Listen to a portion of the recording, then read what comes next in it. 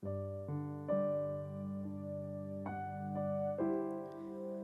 kami mengucap syukur untuk kebaikan-Mu dalam kehidupan kami. Dan saat ini Tuhan, kami mau merendahkan diri di hadapan-Mu. Kami percaya ketika kami menyembah-Mu Tuhan, kuasa-Mu tercurah dan sesuatu pasti terjadi dalam kehidupan kami dan dalam kehidupan keluarga kami Bapa. Dalam nama Tuhan Yesus Kristus. Yesus, Kau sungguh baik.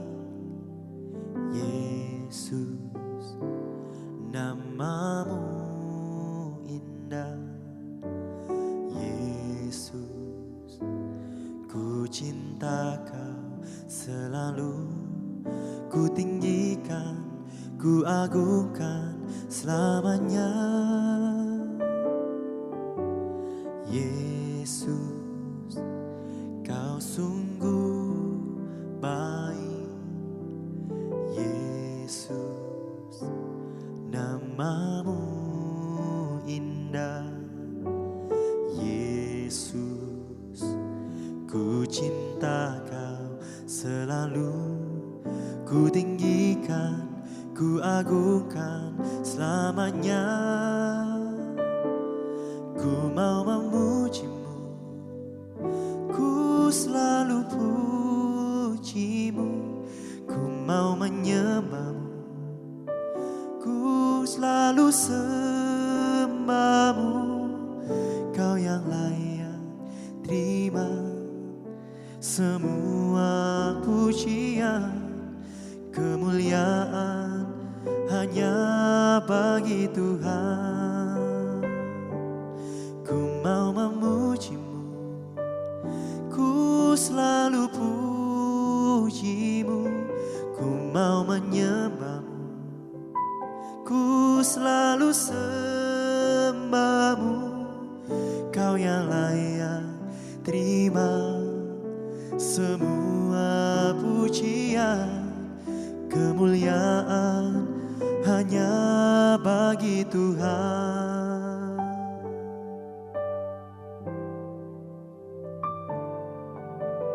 Yesus, Kau sungguh baik. Yesus, nama-Mu indah. Yesus, ku cinta Kau selalu. Ku tinggikan, ku agungkan selamanya. Ku mau memuji-Mu, ku selalu puji-Mu. Ku mau menyembah-Mu, ku selalu sembah-Mu. Kau yang layak terima semua pujian. Kemuliaan hanya bagi Tuhan. Oh, ku mau memuji-Mu, ku selalu puji-Mu. Ku mau menyembah-Mu, ku selalu sembah-Mu. Kau yang layak terima semua pujian. Kemuliaan hanya bagi Tuhan. Hanya bagi-Mu segala hormat pujian. Kemuliaan bagi nama-Mu. Yesus, kemuliaan bagi-Mu. Tuhan yang bertahta atas pujian kami, yang bertahta bagi hidup kami. Kau layak ditinggikan, Kau layak disembah, Kau layak dipuji.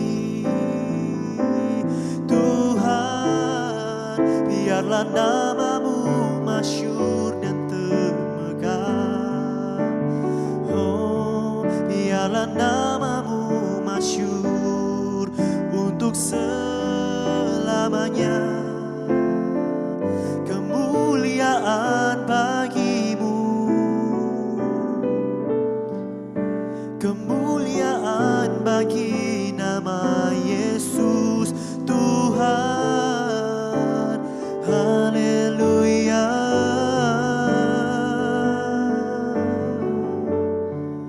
Ku bermazmur bagimu, ku mengucapkan syukur, ku mengucapkan sembah dan pujian bagi nama Tuhan Yesus. Turunlah kuasa-Mu, curahkan Roh Kudus-Mu, bangun rumah-Mu dalam hatiku. Tuhan, bangun rumah-Mu dalam hati kecilku. Yesus,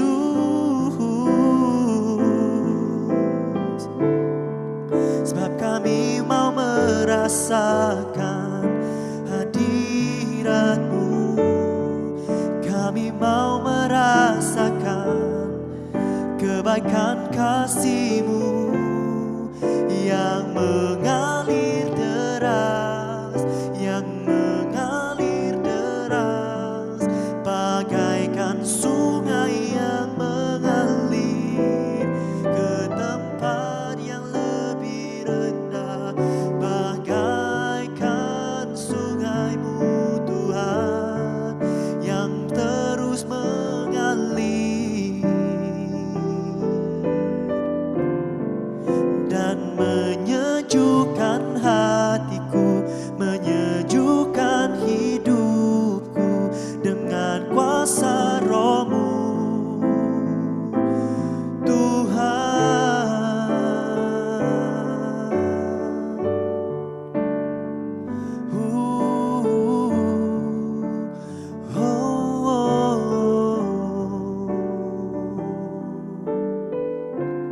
Mari bersama-sama kita mengangkat kedua tangan kita kepada Tuhan.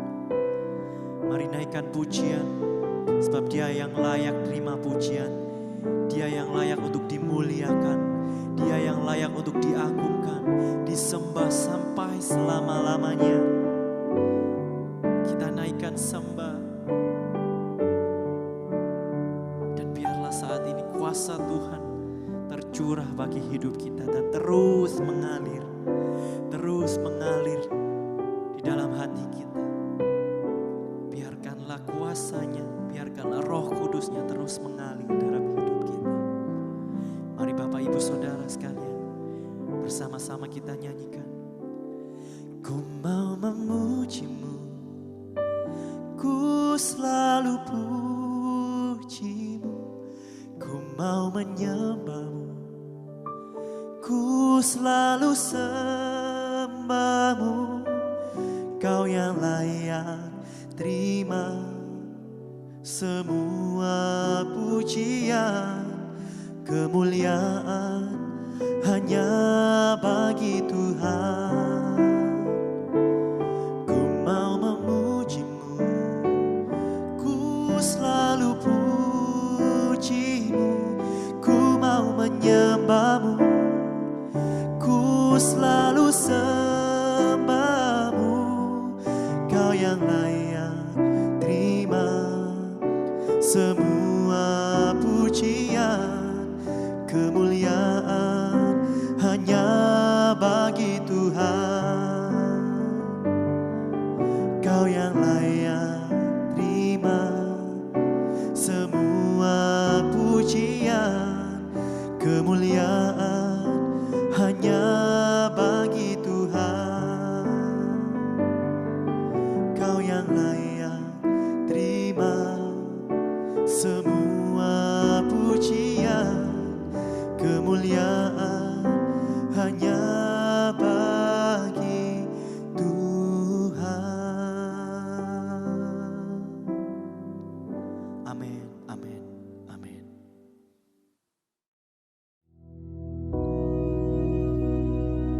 Bapa kami yang di surga, dikuduskanlah namamu, datanglah kerajaan-mu, jadilah kehendak-mu di bumi seperti di surga. Berikanlah kami pada hari ini makanan kami yang secukupnya, dan ampunilah kami akan kesalahan kami, seperti kami juga mengampuni orang yang bersalah kepada kami. Dan janganlah membawa kami ke dalam pencobaan, tetapi lepaskanlah kami daripada yang jahat, karena Engkaulah yang empunya kerajaan dan kuasa dan kemuliaan sampai selama-lamanya. Amin.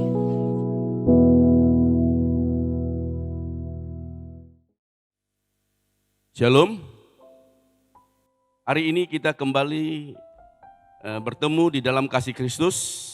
Kita akan sama-sama mendengar dan merenungkan firman Tuhan. Mari buka Alkitab kita yang terambil di dalam surat Yakobus pasal yang pertama, ayat 13 dan 14. Apabila seseorang dicobai, janganlah ia berkata, pencobaan ini datang dari Allah. Sebab Allah tidak dapat dicobai oleh yang jahat, dan ia sendiri tidak mencobai siapapun. Tetapi tiap-tiap orang dicobai oleh keinginannya sendiri, karena ia diseret dan dipikat olehnya. Amin. Tema yang akan saya sampaikan pada hari ini adalah jangan terkecoh. Kita anak Tuhan harus bisa membedakan mana tipu daya iblis dan mana itu kehendak Allah. Karena seringkali iblis itu memberi dan memperlihatkan sesuatu yang wah. Itu seolah-olah itu datangnya dari Tuhan. Makanya kita ini harus hati-hati, kita ini jangan salah. Sebab itu kita jangan sampai terkecoh. Jangan sampai kita kira itu datangnya dari Allah, padahal itu berasal dari iblis. Seringkali kita mendengar orang berkata pencobaan itu datangnya dari Allah. Yang tabah ya, yang kuat ya. Padahal Allah itu tidak pernah mencobai kita. Coba kita baca lagi ya, ayat yang tadi ya. Janganlah kita berkata pencobaan ini datang dari Allah, sebab Allah tidak dapat dicobai oleh yang jahat, dan ia sendiri tidak mencobai siapapun. Garis bawah, ia tidak mencobai siapapun. Tetapi ketika kita masuk dalam pencobaan, apa menjadi penyebabnya? Lihat ayat yang ke-15. Tetapi tiap-tiap orang dicobai oleh keinginannya sendiri, karena ia diseret dan dipikat olehnya. Garis bawah, dicobai oleh keinginannya sendiri. Orang yang rajin beribadah, bisa nggak dia masuk di dalam pencobaan? Orang yang rajin memuji dan menyembah Tuhan, bisa nggak ia masuk dalam pencobaan? Orang yang rajin pelayanan sekalipun, apakah dia bisa masuk dalam pelayanan? Pencobaan? Orang yang rohani, bisa nggak dia masuk dalam pencobaan? Saya mau katakan, sekalipun kita rajin berpuasa, kita tetap bisa masuk di dalam pencobaan. Kita lihat Tuhan Yesus sendiri selama dia di dalam dunia ini, dia juga dicobai. Lihat di Injil Matius pasal yang keempat, ayat 1 dan 2. Maka Yesus dibawa oleh Roh ke padang gurun untuk dicobai iblis. Dan setelah berpuasa 40 hari dan 40 malam, akhirnya laparlah Yesus. Ternyata Yesus sendiri selama dia di dalam dunia ini, dia juga masuk di dalam pencobaan. Jadi apa bedanya kita orang yang sungguh-sungguh beribadah dengan orang yang tidak beribadah? Kita akan sama-sama masuk di dalam pencobaan. Ini yang akan saya sampaikan pada hari ini. Walaupun kita rajin beribadah, walaupun kita rajin menyembah Tuhan, walaupun kita rajin berpuasa, Kalau kita tidak memiliki landasan yang kuat, pemahaman yang benar, ketika kita dicobain, saya khawatir, saya takut bahwa kita akan masuk di dalam perangkap iblis. Ya. Bahkan apa yang ada di dalam dunia ini kita anggap itu kehendak Allah. Makanya kita harus super hati-hati, kita jangan sampai terkecoh. Lihat kembali di 2 Korintus pasal yang ke-11, ayat 12 sampai ayat yang ke-15. Tetapi apa yang kulakukan, akan tetap kulakukan untuk mencegah mereka yang mencari kesempatan guna menyatakan bahwa mereka sama dengan kami dalam hal yang dapat dimegahkan. Sebab orang-orang itu adalah rasul-rasul palsu, pekerja-pekerja curang yang menyamar sebagai rasul-rasul Kristus. Hal itu tidak usah mengherankan sebab iblis pun menyamar sebagai malaikat terang. Jadi bukanlah suatu hal yang ganjil jika pelayan-pelayannya menyamar sebagai pelayan-pelayan kebenaran. Kesudahan mereka akan setimpal dengan perbuatan mereka. Pertanyaannya, bagaimana kita bisa membedakan mana tipu daya iblis, mana kehendak Allah? Ini yang akan kita sama-sama belajar. Yang pertama, tipu daya iblis atau kehendak Allah. Lihat kembali di Injil Matius pasal yang keempat, ayat 3 dan 4. Lalu datanglah si pencoba itu dan berkata kepadanya, jika engkau anak Allah, perintahkanlah supaya batu-batu ini menjadi roti. Tetapi Yesus menjawab, ada tertulis, manusia hidup bukan dari roti saja, tetapi dari setiap firman yang keluar dari mulut Allah. Yang percaya firman Tuhan, katakan amin. Batu menjadi roti, mujizat bukan? Saya katakan ini mujizat yang luar biasa.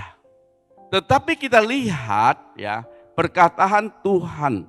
Ya, kita lihat baik-baik, kita dengar baik-baik perkataan Tuhan. Tetapi Yesus menjawab, ada tertulis, manusia hidup bukan dari roti saja, tetapi dari setiap firman yang keluar dari mulut Allah. Manusia hidup bukan dari roti saja. Roti, makanan, uang, kekayaan penting enggak? Saya mau katakan itu penting. Tetapi itu bukan yang terpenting. Ada slogan berkata, uang tidak dapat dibawa mati. Tetapi kalau kita tidak punya uang, kita juga setengah mati. Uang itu penting, roti itu penting, tetapi ada yang jauh-jauh lebih penting, yaitu firman yang keluar dari mulut Allah. Di dalam 1 Yohanes pasal yang kedua, ayat 16 berkata demikian. Sebab semua yang ada di dalam dunia ini, yaitu keinginan daging, keinginan mata, dan serta keangkuhan hidup bukanlah berasal dari Bapa, melainkan dari dunia. Garis bawahi, keinginan daging. Pertama yang saya harus sampaikan kepada kita semua, tipu daya iblis selalu mengutamakan kesuksesan materi, jasmani dan duniawi. Saya mau katakan, kalau ada hamba Tuhan yang mengajarkan kesuksesan duniawi lebih penting ya daripada kesuksesan surgawi, ya jangan kita ikuti dia. Darah Yesus terlalu mahal, tercurah di atas kayu salib, bukan untuk ya supaya kita diberkati secara jasmani, tetapi darah Yesus yang tercurah di Bukit Golgota supaya kita memperoleh yang namanya keselamatan. Yang pertama, tipu daya iblis selalu mengutamakan kesuksesan materi, jasmani, dan duniawi. Kita jangan ikut. Ya. Kita harus mengutamakan keselamatan yang daripada Tuhan. Yang kedua, kita harus bisa membedakan tipu daya iblis atau kehendak Allah. Kembali kita lihat di Injil Matius, pasal yang keempat ayat 5 sampai ayat ke-7 berkata demikian. Kemudian iblis membawanya ke kota suci dan menempatkan dia di bubungan bait Allah. Lalu berkata kepadanya, jika engkau anak Allah, jatuhkanlah dirimu ke bawah, sebab ada tertulis, mengenai engkau ia akan memerintahkan malaikat-malaikatnya dan mereka akan menantang engkau di atas tangannya supaya kakimu jangan terantuk kepada batu. Yesus berkata kepadanya, ada pula tertulis, jangan engkau mencobai Tuhan Allahmu. Pernah nggak kita ketemu orang yang suka cerita tentang kehebatannya, pelayanannya hebat, kekayaannya luar biasa, ya, suka cerita tentang kehebatan dirinya sendiri tanpa kita tanya-tanya. Saya pernah jumpai seorang pengusaha saat saya transit di Makassar. Namanya juga ketemu ya haruslah kita nyapa sebagai ya makhluk sosial. Saya tanya begini, Pak, bagaimana usaha Bapak? Bagaimana pabrik Bapak? Ya, maju enggak? Ya, langsung dia menyela gini. Saya enggak main yang kecil-kecil. Sekarang saya main yang besar. Saya main di atas 1 triliun. Wah. Kalau seandainya dia bukan anak Tuhan, itu hal yang lumrah. Tetapi kalau dia pakai kalung salib, bawa Alkitab, berjemaat di gereja Allah baik, ya. Terus ngomongnya begitu. Saya mau tanya, benar nggak dia itu anak Tuhan? Yesus penuh kuasa, dia anak Allah, penuh dengan power, ya. Karena dia pencipta langit dan bumi. Yesus pernah nggak pakai kuasanya untuk tunjukkan kepada orang bahwa dia itu hebat? Yesus tidak pernah lakukan itu. Karena Yesus tidak mau memamerkan, tidak mau menyatakan kesombongannya. Yesus tidak pernah menunjukkan dirinya bahwa dia adalah hebat, luar biasa. Yesus pernah enggak dia buat mujizat? Saya katakan, sering Yesus buat mujizat. Ya. Tetapi ketika Yesus buat mujizat, Yesus selalu tergerak oleh belas kasihan. Yesus bukan untuk menunjukkan kehebatannya, tetapi ketika Yesus melakukan mujizat, dia ingin menyatakan kasihnya kepada kita. Suatu ketika Yesus pernah jalan di atas air. Saya mau kasih tahu ya, ketika Yesus berjalan di atas air, Yesus bukan untuk menunjukkan kesombongannya, tetapi dia mau menyatakan dirinya bahwa dia adalah Allah. Ya, karena saat itu murid sudah mulai ragu-ragu apakah betul bahwa Yesus adalah Tuhan. Maka ketika Yesus jalan di atas air, ada salah satu murid berkata, itu hantu. Ya. Yesus jalan di atas air. Dia ingin supaya murid-muridnya mengerti bahwa dia adalah betul-betul Tuhan. Dia bukan untuk memamerkan kehebatannya. Kita kembali lihat di surat Yohanes, 1 Yohanes 2 ayat ke-16. Sebab semua yang ada di dalam dunia, yaitu keinginan daging, keinginan mata, serta keangkuhan hidup, garis bawah keangkuhan hidup, bukanlah berasal dari Bapa, melainkan dari dunia ini. Garis bawah keangkuhan hidup kesombongan. Orang yang sering menyombongkan diri, orang yang sombong, orang yang ingin menunjukkan dirinya, saya katakan itu tidak berasal dari Allah, itu berasal dari iblis. Kita sebagai anak Tuhan harus peka. Kita harus mengerti mana itu kehendak Allah, mana itu berasal dari iblis. Anak Tuhan tidak boleh menyombongkan diri. Anak Tuhan harus selalu rendah hati. Ketika Yohanes Pembaptis dia mau membaptis Tuhan Yesus supaya Yesus mengenapi seluruh hukum Taurat. Yohanes Pembaptis berkata, dia yang akan datang lebih besar daripada saya. Membuka tali kasutnya saja aku tidak layak. Kita sebagai anak Tuhan harus selalu rendah hati. Jangan ada kesombongan. Karena kesombongan itu berasal dari iblis. Orang yang sombong pasti bukan berasal dari Allah. Yang ketiga, kita harus bisa membedakan tipu daya iblis atau kehendak Allah. Kembali kita lihat di Injil Matius pasal yang keempat ayat 8 dan ke-9. Injil Matius pasal yang keempat ayat 8 dan 9 berkata demikian. Dan iblis membawanya pula ke atas gunung yang sangat tinggi dan memperlihatkan kepadanya semua kerajaan dunia dan kemegahannya. Dan berkata kepadanya, semua itu akan kuberikan kepadamu jika engkau sujud menyembah aku. Kita perhatikan baik-baik ayat yang baru kita baca. Itu berbicara tentang kemegahan dunia. Ada seorang hamba Tuhan, dia bersaksi sebagai berikut. Saya dulu hidup miskin, nggak punya apa-apa. Saya hanyalah supir oplet.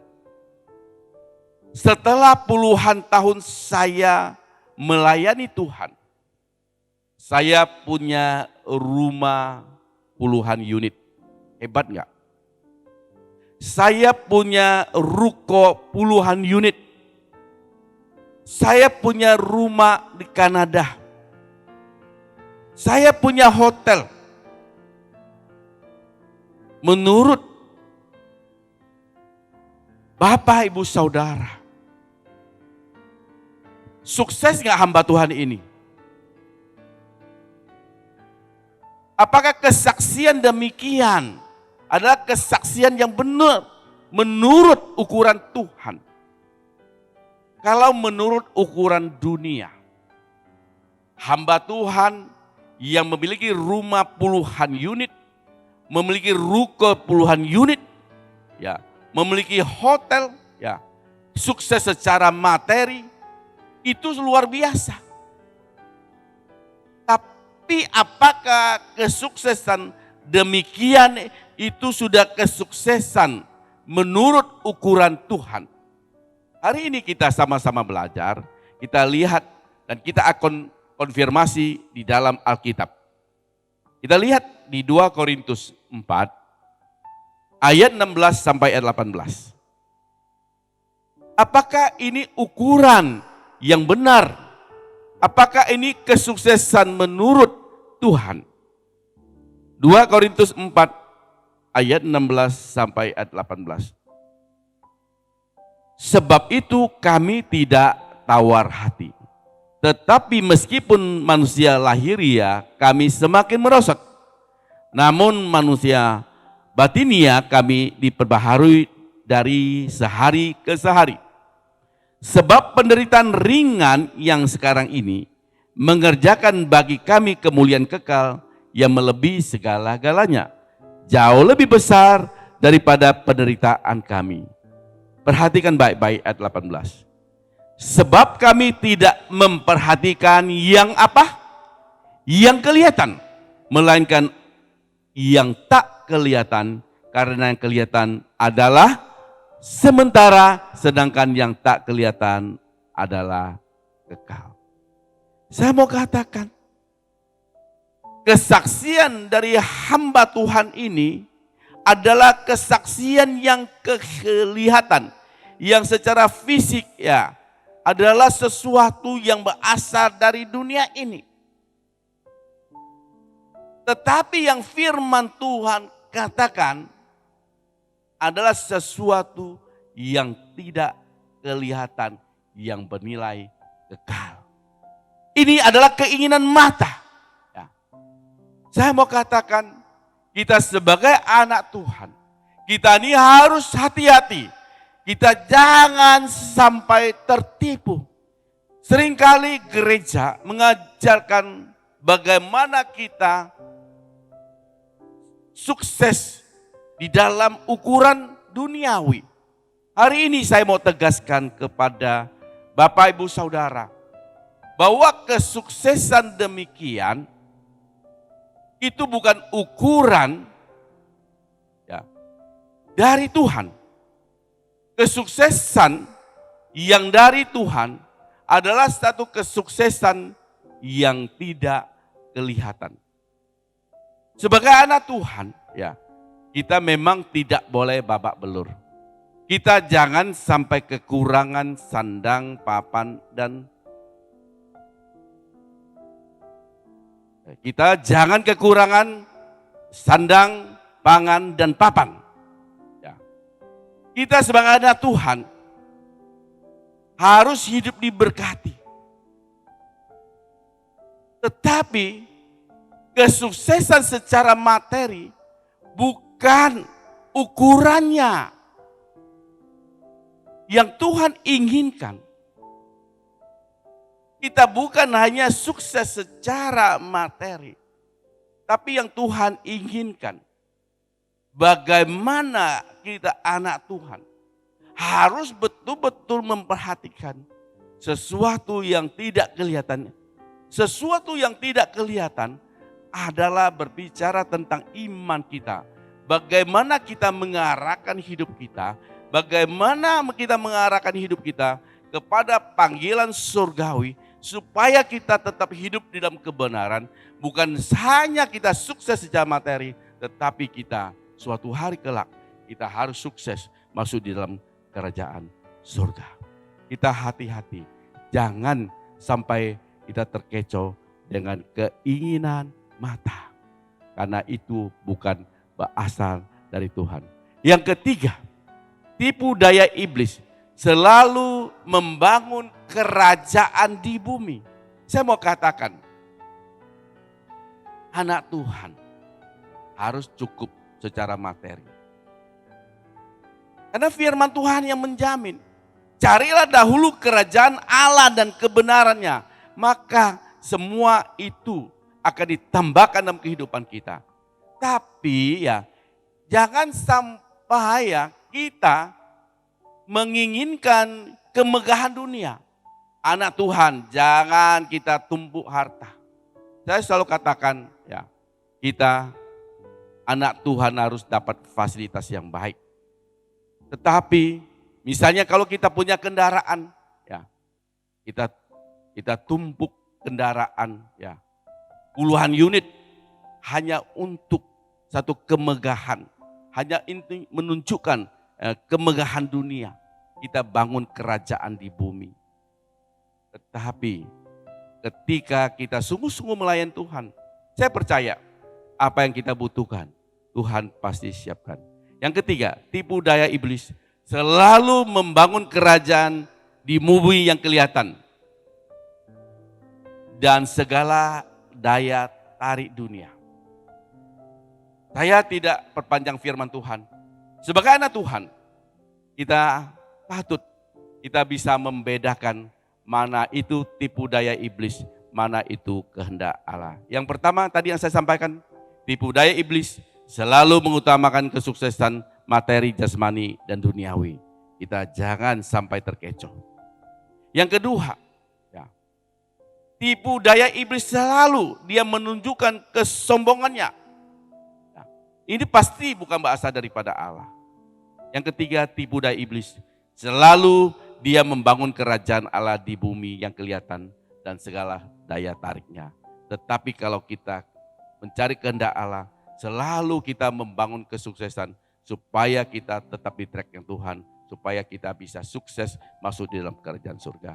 Kiranya firman Tuhan yang singkat ini boleh menjadi berkat buat kita semua. Terima kasih, Tuhan Yesus memberkati. Amin. Saudaraku yang kekasih, ibadah kita sudah selesai. Angkat dua tanganmu, hadapkan wajahmu di hadapan Tuhan dan saat ini dengarkan firman Tuhan. Tuhan memberkati engkau dan melindungi engkau. Tuhan menyinari engkau dengan wajahnya dan memberi engkau kasih karunia. Tuhan menghadapkan wajahnya kepadamu dan memberi engkau damai sejahtera. Dalam nama Tuhan Yesus yang percaya katakan amin.